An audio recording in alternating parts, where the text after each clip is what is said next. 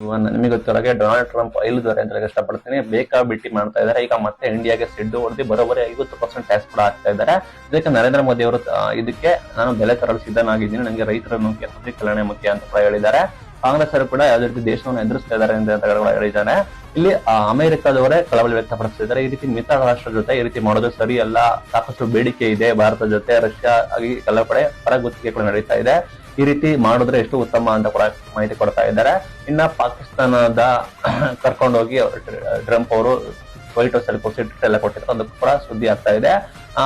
ಈ ರೀತಿ ಕದನ ವಿರಾಮದಲ್ಲಿ ಕ್ರೆಡಿಟ್ ಕೂಡ ಸಿಕ್ಕಿಲ್ಲ ಅವರಿಗೆ. ಪದೇ ಪದೇ ಇಂಡಿಯಾದವರು ಇದು ಅಮೆರಿಕ ಏನು ಈ ರೀತಿ ಒಪ್ಪಂದ ಮಾಡಿಲ್ಲ, ಅಮೆರಿಕ ಏನು ಹೇಳಿದ ನಾವೇ ಮಾಡಿದ್ದು ಅಂತ ಹೇಳ್ತಾ ಇದ್ದಾರೆ.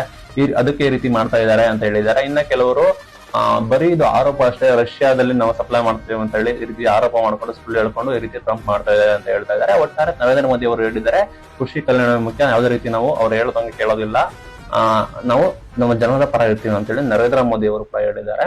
ಇದರ ಬಗ್ಗೆ ನಿಮ್ಮ ಅಭಿಪ್ರಾಯ ತಿಳಿಸಿ. Thank you.